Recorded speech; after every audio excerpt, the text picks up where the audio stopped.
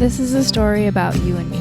Our parents, our friends, our grandparents, our cousins, our padrinos, our brothers, our sisters, our past, our present, our future. This is a Mexican family story.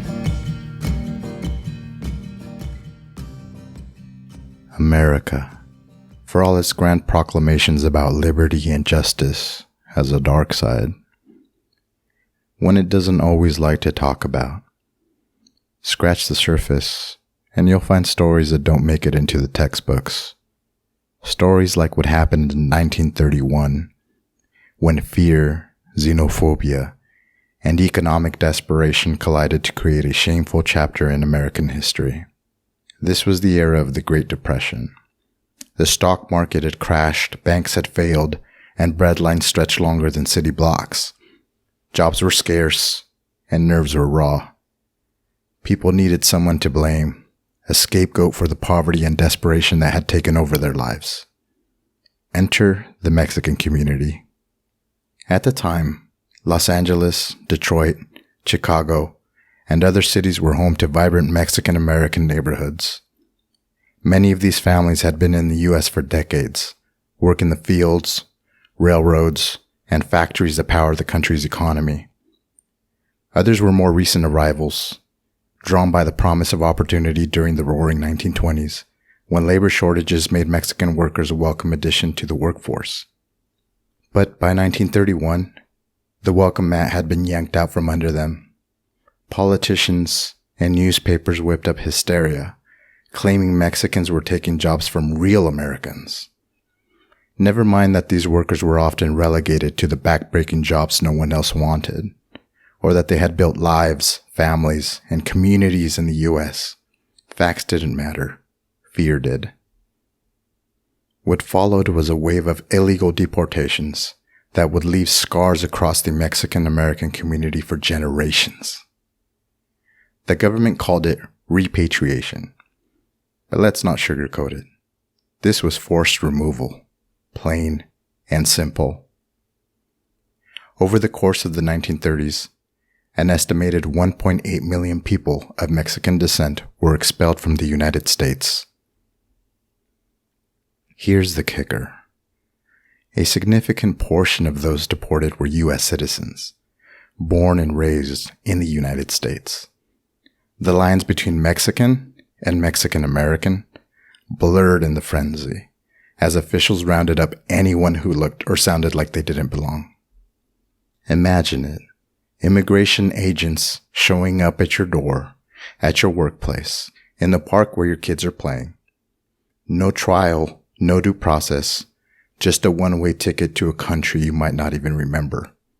Families were torn apart, parents forced to leave behind children who were American citizens, lives uprooted in the blink of an eye. In Los Angeles, the so-called repatriation hit hardest in Boyle Heights and Chavez Ravine, neighborhoods that had been thriving cultural hubs. Trucks rolled through the streets, loaded the families clutching whatever belongings they could carry. The trains heading south were packed, but not with hopeful immigrants chasing a better life.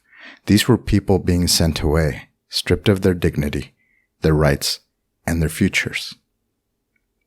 The government justified it as a cost-saving measure. Fewer Mexicans, they argued, meant less strain on public resources. It didn't seem to matter that these same Mexicans had been the backbone of industries like agriculture and railroads, or that they had paid taxes and contributed to the economy. The narrative had been set. Mexicans were expendable. And what awaited these families in Mexico? For many, it was a land they barely knew. A country reeling from its own struggles in the aftermath of the Mexican Revolution. Jobs were scarce, and the welcome was cold. Some were lucky enough to return to the homes of relatives. Others ended up in makeshift camps, clinging to survival in a place that didn't feel like home. But here's the thing about stories like this. They don't stay buried forever. The memories of those who lived through it have a way of resurfacing, demanding to be heard. Years later, survivors of the deportations began sharing their stories. They spoke of the humiliation, the fear, and the heartbreak of being forced to leave behind everything they'd built. They also spoke of resilience, their determination to rebuild their lives, whether in Mexico or back in the United States. Because some did come back. Despite the deportations, despite the prejudice, Mexican families returned to America in the years that followed, reclaiming their place in a country that had tried to erase them. They rebuilt their communities, their traditions, their sense of belonging. Today, the scars of 1931 are still visible, if you know where to look. They're in the stories passed down through generations, in the neighborhoods that were forever changed, in the laws and policies that have since tried to reckon with the mistakes of the past.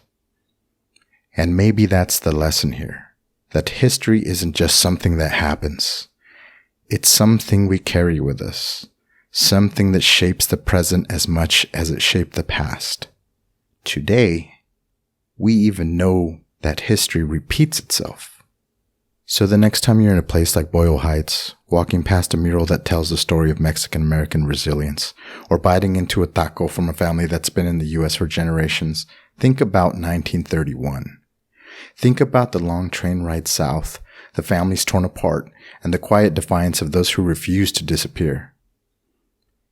Because history, as ugly as it can be, isn't just about what was done to us.